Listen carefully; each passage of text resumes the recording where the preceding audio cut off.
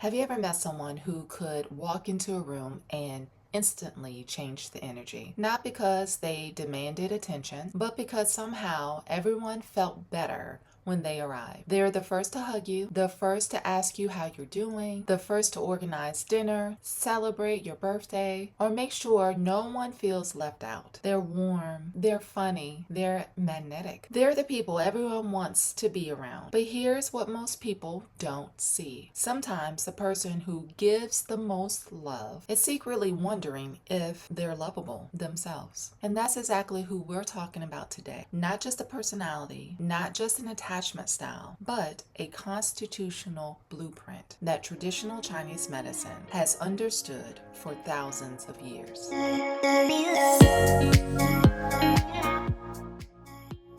Welcome back. I'm Dr. Renee McSwain-Ghavidel, Doctor of Oriental Medicine and creator of Epitiet Healing Framework, where we take ancient wisdom and transform it into modern-day practicality. In this series, we're exploring the 5 people you meet, 5 constitutional blueprints that explain why we love differently, communicate differently, lead differently, and even heal differently. Today, let's meet the person that lives through connection. If you're a fire constitution, relationships aren't just important, they're life. You don't just enjoy people, you come alive around them. Conversations energize you, laughter nourishes you, a meaningful hug can change your entire day. You don't simply attend celebrations, you create them. You will naturally notice who is sitting alone, who is unusually quiet, who's hurting without realizing it. You become the emotional thermostat in the room. When everyone else feels comfortable, then you feel comfortable. When the room feels tense, you feel it immediately. People often describe fire people as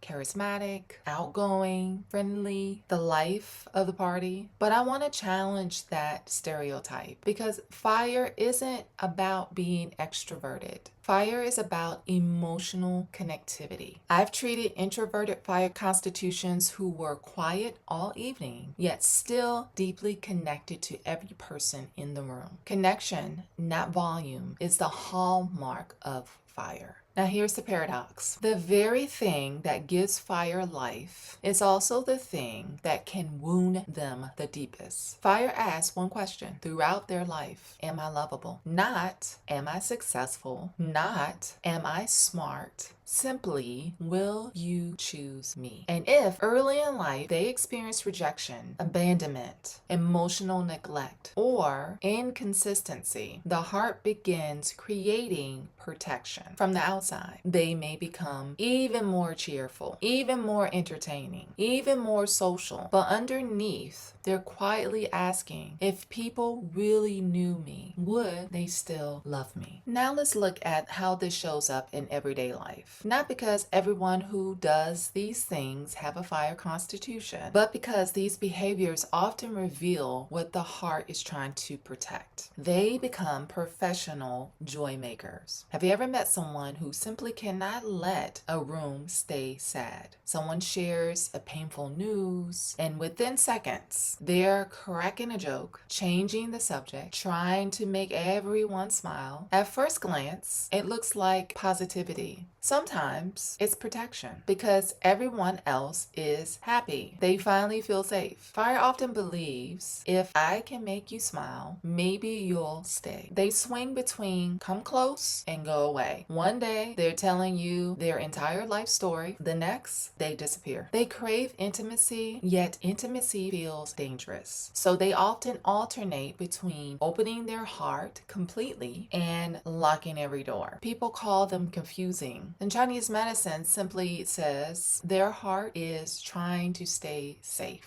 They feel everything deeply. One compliment can brighten their whole day. However, one perceived rejection can stay with them for weeks. They may replay the conversation, wonder if they said the wrong thing, or convince themselves they have disappointed someone. Not because they're dramatic, but because connection matters that much. They become entertainers. So many fire constitutions become teachers, speakers, pastors, coaches, performers, or simply the funniest person in every friend group. Why? Because laughter creates connection, and connection feels like love. But here's the danger. Sometimes they become so skilled at making everyone else feel good that nobody notices they're exhausted. They become the sunshine for everyone else while quietly living in the rain. They can feel lonely in a crowded room. This one surprises most people because fire is surrounded by relationships. Yet they often say, I've never felt so alone. Because being surrounded by people isn't the same thing as being emotionally known. Fire doesn't simply want company, they want resonance. Someone who sees them beneath the smile. This is where ancient wisdom becomes incredibly beautiful. In traditional Chinese medicine, the heart houses the shen. And the shen is your spirit. It is your light. It is your presence, your capacity for authentic joy. Notice, I didn't say happiness. Happiness comes and goes. Joy is different. Joy remains rooted even when life becomes difficult. When the heart feels protected, the shen shines. And when the heart is wounded, well, the light becomes dim. This is why the fire constitution resonates with joy, laughter, warmth, the color of red, the summertime, the heart, speech, and communication. These aren't random associations. They're expressions of how the heart communicates with the world. So how does the fire heal? So this is not about becoming less emotional, not by pretending they don't need people, and certainly not by giving more of themselves away. Fire heals when they discover something life may never have taught them. That love isn't something you perform for. It isn't something you earn by making everyone feel comfortable. It isn't something you secure by being the funniest, the kindest, or the most entertaining person in the room. True healing begins when the heart realizes, I am worthy of love